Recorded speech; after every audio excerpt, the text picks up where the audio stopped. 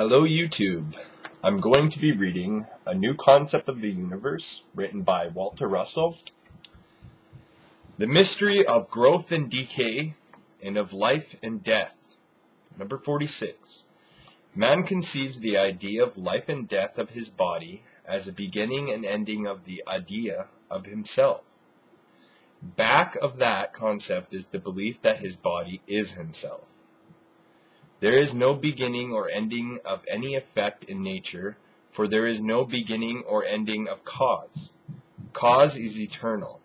Effect is eternally repeated. Man's body is an eternally repeated effect of its cause, which is eternal man. Man is an idea, a part of the one whole eternal idea.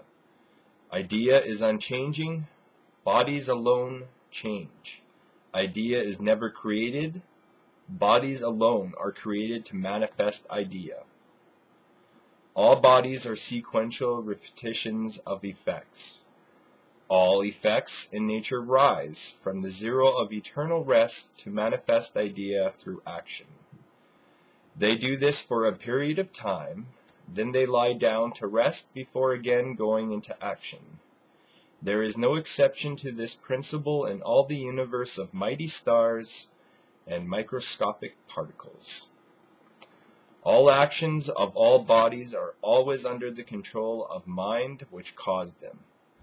Bodies have no power to move through their own initiative, for they have no energy or initiative of their own. Initiative is extended to bodies by the universal mind which controls them. Even though this treatise is for the purpose of explaining the mechanics and the processes made use by the mind to create matter, we must not for a moment forget the reality of mind nor the illusion of matter. In continuing, therefore, to explain nature's methods of unfolding bodies from their soul seed idea into form, and refolding their records of these forms into their soul seed idea, we should cultivate the realization that we are dealing with thought wave patterns of idea, and not the substances or matter. The mystery of time, number 47. When we think of matter, we should think of the thought waves which created it. Likewise, we must think of time as an accumulation of thought waves. Thought waves accumulate into cycles upon countless cycles in the formings of bodies.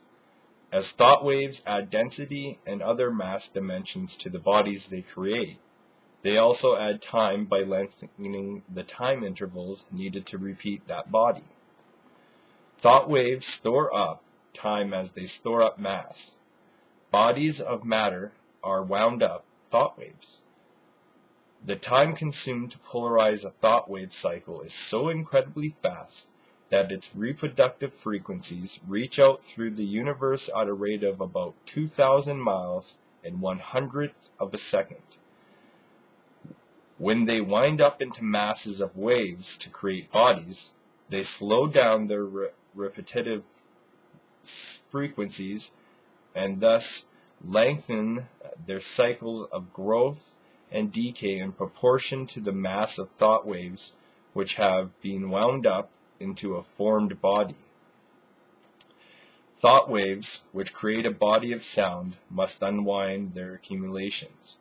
That also takes time. The sound of a pistol shot in a body of accumulated thought waves, these must unwind and rewind before they can reproduce a sound body. For this reason, the sound can reproduce itself only 1,100 feet away from its source in 1 second, while the thought wave of its source can encircle the earth 7 times in 1 second. The growth, decay, life, death cycle of a tree will exemplify this principle. 50 years of time may be consumed during one period of accumulating thought wave patterns by unfolding from its seed, and voiding them by refolding the record of those patterns back into their seed.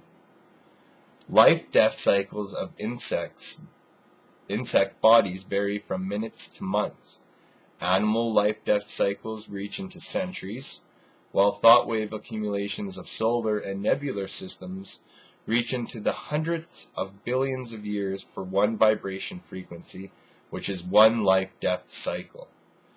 Periods of gestation likewise lengthen in duration in proportion to the accumulation of recordings of thought wave patterns upon other thought wave patterns which produce complex bodies.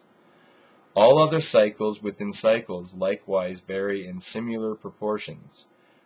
Cycles such as respiration, pulse, sleep, digestion, and other frequencies of repetition.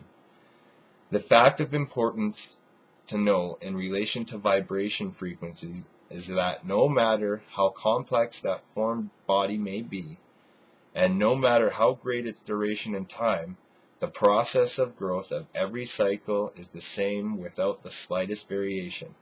Every growing thing must pass through 9 stages in this 3-dimensional universe of time motion from the zero of its beginning to its zero ending. Every cycle is a complete octave wave, and every octave wave is a series of 8 tones, the amplitude tone being 2, united as 1, an inherent gas, the total being 9. Atomic structure would be difficult to comprehend in principle without comprehension of the above-mentioned facts. One must be able to vision a sun in the heavens whose duration is billions of years, and the sun which centers the tonal wave of a harp string of 1/100th of a second duration as being one in principle. The differences lie in the amount of time which must be extended in unwinding that mass of thought wave patterns into its thought wave units. Likewise, one must be able to vision the interchange between the sun of a solar system and its black hole counterpart on the other side of its vicious mate as the same simple effect of the same one cause. Much confusion will disappear when knowledge of all cause and effect is thus simplified.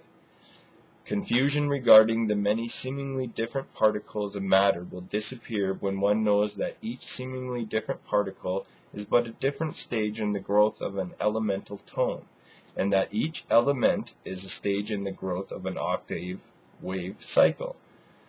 Just as a man is the same flesh, blood, and bone in each of his stages of growth, so are all the particles the same ultra-microscopic unit vortices of motion which are changing their pressures conditions during their whole life cycle journeys of simulating different substances.